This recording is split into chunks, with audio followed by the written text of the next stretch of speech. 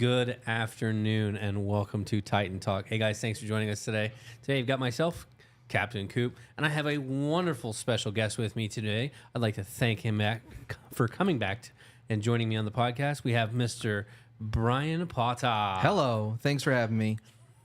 So McFarland's on vacation. He's enjoying his time, thank goodness. And I wanted to bring Brian back on because he's a wealth of knowledge, fun to talk to, and I know at least two people that like seeing him on the podcast. So I'll probably, at most for this topic, I'll probably just do a good job at maybe asking questions, but probably not in providing insight. Hey, you know, it's funny on a lot of these topics, though. Like this one in particular, we're going to talk about situational awareness today. And like I said before, I want to bring this into a little bit more of a professional view and do this for everybody who is thinking of joining a career or who's just joined the career, not necessarily just our employees. I'm getting used to it, I'm sorry. Not just our employees, but for everybody. So the biggest thing that I want to do with these is bring that stuff to light and kind of give you guys a forum to chat and talk to us and bring in questions in the comments and stuff like that. So the cool thing about most of these topics, specifically like this one, situational awareness, you don't have to be in the field or have ever worked security. This is something that I think even as a regular individual that you would need and come across. Yeah. There's a little bit of this in your personal lives. There's actually a lot about this in your personal lives. Situational awareness is extremely important, not just for law enforcement, fire and EMS, first responders, or security, but for standing at the grocery store. You kind of want to know who's around you, what's around you, what's going on. You know, if you're stuck in your phone and completely just everything is engrossed in this, you don't know what's going on around you, and you put yourself and others at risk. And so where situational awareness is extremely important for first responders and for security staff and stuff like that, and it goes along the lines for a lot of other industries, I think it's good to know that this can be something that can be used in your personal lives as well. So you may not have worked in security, but you might have something that a story or something you've learned along the way that I think would be of value. Okay. So I have one off the top, and I'm just going to wait till we're in it to bring it up. okay. All right. So you're just going to wait. You're just going to cliffhanger us right there, huh? Welcome, Kalenka. Thanks for joining us. We appreciate you being here. Being first and second. Yeah. I'm going to say I've never had anybody comment second before. That's a bold move. Cotton. All right. So the first thing about situational awareness is the types of situational awareness. I'm fumbling over my words. You got been this. My day.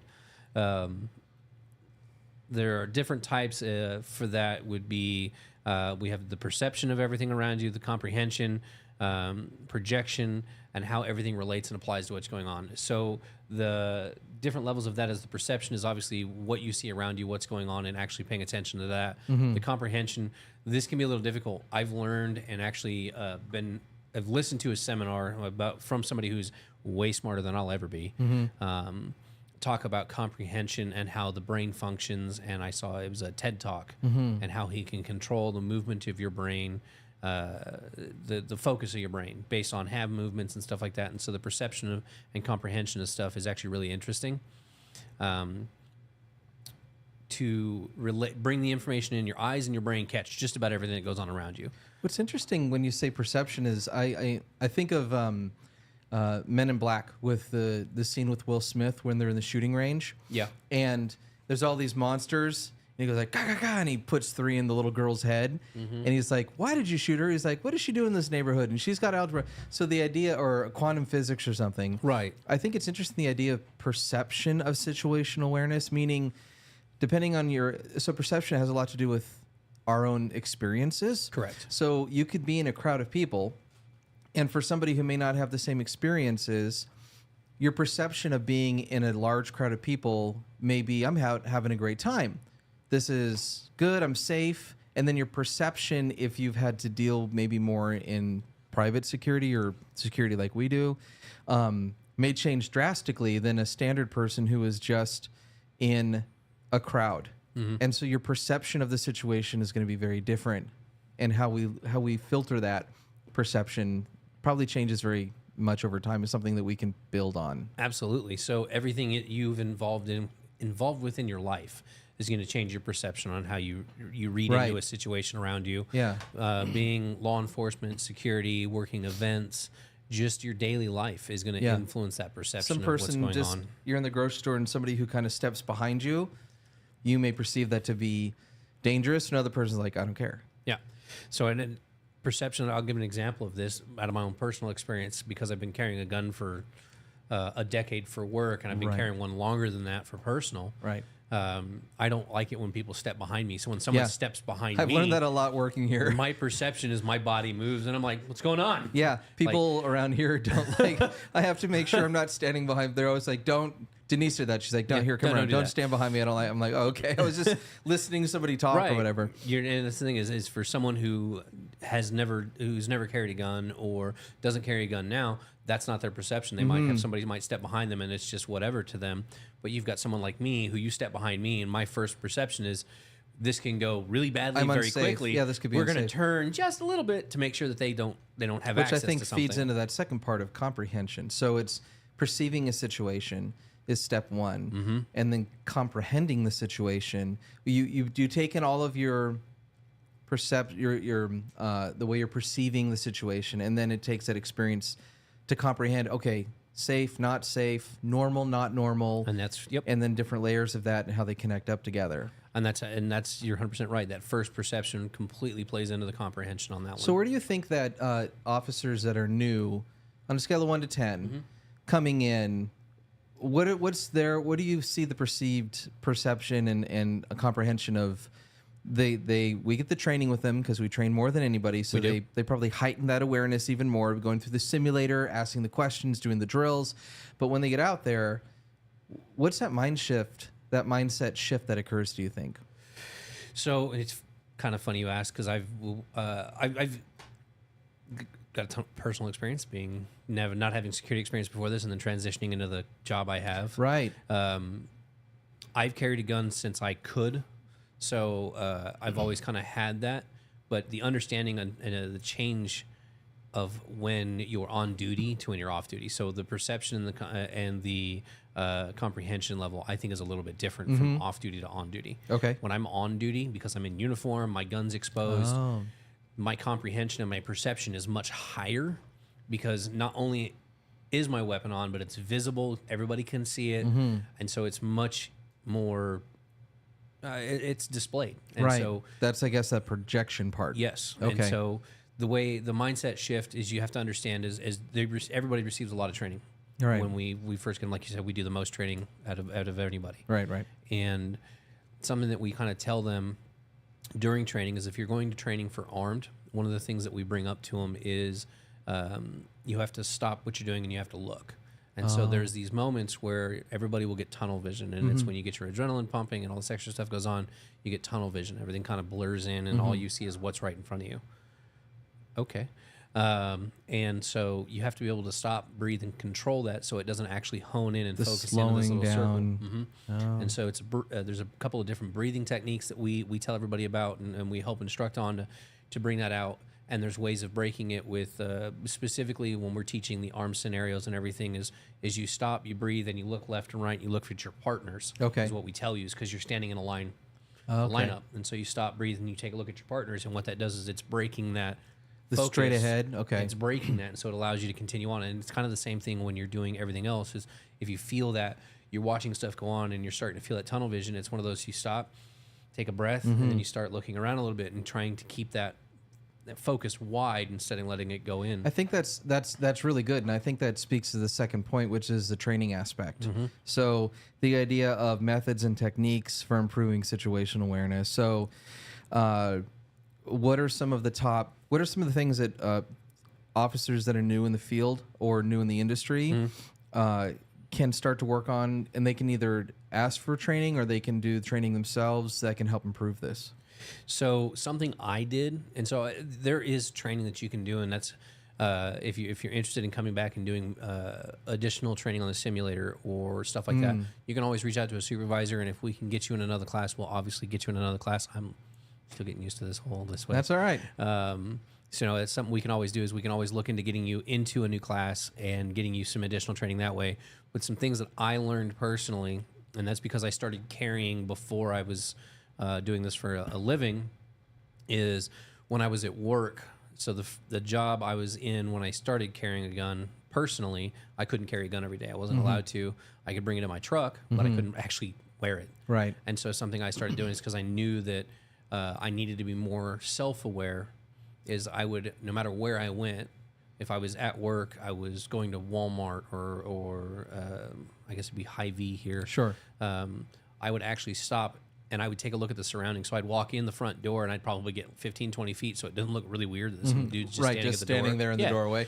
And so I would stop, take a look, and then I would Sir, do you need an adult? Are you okay? Are you okay?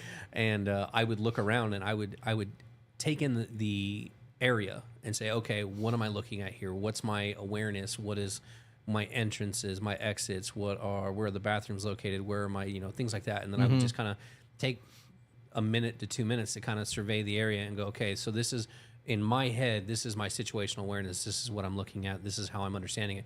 And I would do that everywhere. If I went to a bank to get money out of the ATM, I would stop before I get to the ATM. I would stop on the sidewalk, 10, 15 feet, and I'd stop. I'd take a look around. I'd just sit there and go, okay, I'm standing at the ATM. What are my risks? Right. I've got who's around. I've got my back to the street. Right. I can't see who's coming from the sidewalk. So how do I? And I would, in my head, I would project and role play how I would keep my situational awareness about something. So there seems to be a different level of, it's sort of practicing a different level of mindfulness as far as changing your overall thought process. Is there a danger of just becoming overly absolutely situationally aware, like way too in your head? And how do you make that more of a a passive thing instead of so active all the time? So when you first started, it's going to be active. It's going to be the first thing you think of every time. And my ex used to hate me for it because we'd go to a restaurant when I was first kind of learning this. When I joined into this industry, it got even worse for me. I got more active about it. I was like, I've got to be able to do this.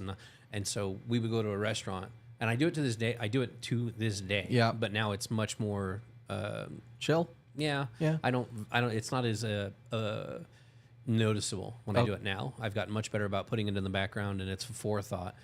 But that's just an experience thing.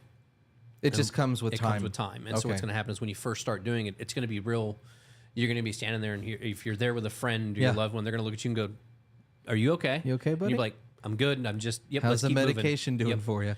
And so what happens is over time you learn a little bit more, and you start to see that there are not everything is kind of standardized. Yeah. Entrances are located on one side, emergency exits are in particular places, and it's almost always very similar to each other. And it's a simple design thing. It's sort of like something in the back of your head. I'm curious what people watching are thinking about or their experiences of that development, because this is obviously a key skill to develop in the security industry. And I'm curious what people watching now or later have done, or what their experience has been like developing that situational awareness, or stories. Okay, so I'll tell my story here real quick. Let's hear it. So I don't walk around with all the time, but I think, I don't know, there's something about, how do I put this? Well, whatever. I think there's something, I've talked with a lot of guys that they do the thing where they get in imaginary fights in their head. They see some person, they're like, what if this happened, right? I bet I could take him. Yeah. I don't know. Maybe, yeah. So we were at, I think it was Walmart, and I was walking with my wife, and we were in one section of the store, and all of a sudden in the corner I heard like, rah, rah, rah, and then I heard it really escalate. Yeah. So like screaming voices, stuff getting thrown around. There was some kind of a fight or argument going on. And my first thought was, where are they? And then where would I put my wife if somebody came around the corner? And then where's the easiest way to get to the furthest away? Like, where's the corner of the store, and how do we get there? And then it died down, but my brain immediately went to like radar mode, right? And I guess it's just there was nothing to be aware of because it was all quiet in there and normal, but it definitely heightened my... Well, see, and that's situational awareness 100% right there. Yeah. Because the first thing you dive into is you hear the argument coming up a little bit, and it gets a little bit louder, and then it's super loud. It's that point where that part of your brain goes like, uh-oh. Instead we of might just have like, a problem. Yeah, your brain just goes, and it just flips that switch. And what that is that's exactly it. And the funny thing is there's a part of situational awareness that is, I would say it's classified as chivalry. Oh, And so, there's that old the bit, hero thing. well, there's the old bit about when you walk down the street and you're walking with your significant other. Like if I was walking with my girlfriend, I be would on always the walk on the the street road, side, yeah. and she would be on the I safe try to side. do that. I hardly get away with it. I'm always like, let me go on the side of the street. She's like, no, I want to. I'm like, let me do it. And so that's kind of a base instinct of situational awareness. Yeah. And the reason is you're putting yourself in the danger Between the- zone right. between your love. You are in between your loved one and the danger. Right. And that's a ingrained situational It's amazing how much of that has been lost too. By the way, Yeah. I'll mention that people will be like, that's the thing. I'm like, yeah, that's what I was taught at least. Yeah. So that's a base situational that's ingrained into most people, and it's real funny that we count that one specifically as chivalry, but it's the basis behind it is you're putting yourself in front of the potential danger of your loved one and the danger, or whoever in our field. Yep. We're putting ourselves between the civilians and danger. Okay. And so that's the point of part of that would be like our officers standing at the front doors. Yeah. Can you give some examples of Sure. real life circumstances? So something like this would be, kind of touched on it just a second ago, would be our officers standing at the front doors. And so what that does is that's us trying to initiate situational awareness because we're watching everybody come in Right. and everybody leave. And they're seeing us. And they're seeing us. And so what happens is as somebody comes in, if they say, hey, there's a fight in the parking lot, or hey, this is escalating in the parking lot, or hey, this is escalating in the store, we've got that front situational awareness where we can say, hey, stay inside the store, or hey, stay right here. Let me figure out what's going on. And it allows us to start that situational awareness and puts us in the best place to hear it from both sides. So do you think that there needs to be a little bit of freedom to accept or step into the role of, hey, people expect me to be a little more tuned up and just maybe not as engaging, but not unfriendly. But there's an expectation when people walk by a security officer, they expect that heightened, they're going to say hello, but they know they're going to be kind of having their head on a swivel at the same time too. That's the hope.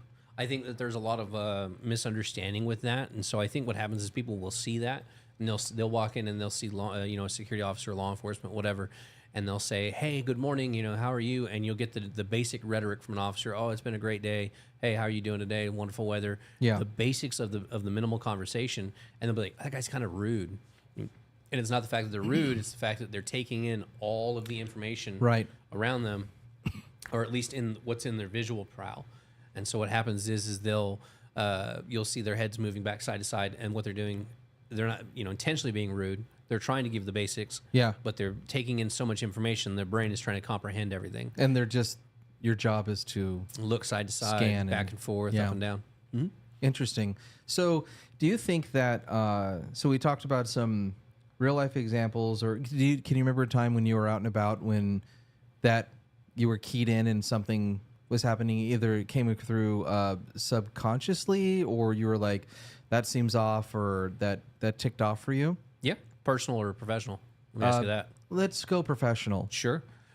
So there was. I'm trying to think of how long ago this was. It's been so long now. And I want to hear some stories from the viewers too. On Let's see. There was probably, I'm trying to think, probably 6 years ago. We were doing not a building clearing, but we had got a call for a couple of, like a homeless camp, encampment in the area. And the client was saying it was on their property. So we go out there and we start walking around.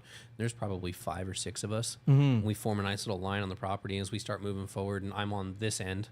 And as we're walking the property, I hear some noise off in the brush. Yeah. Because this is not an industrial, but it's kind of like it's on the edge of industrial, but it's got a bunch of woodland next to it. okay, like a parking lot next to a woodland kind of a Right. thing, sort of rough. Right. Right. And so there's an office building here, right in front of the camera I just waved in.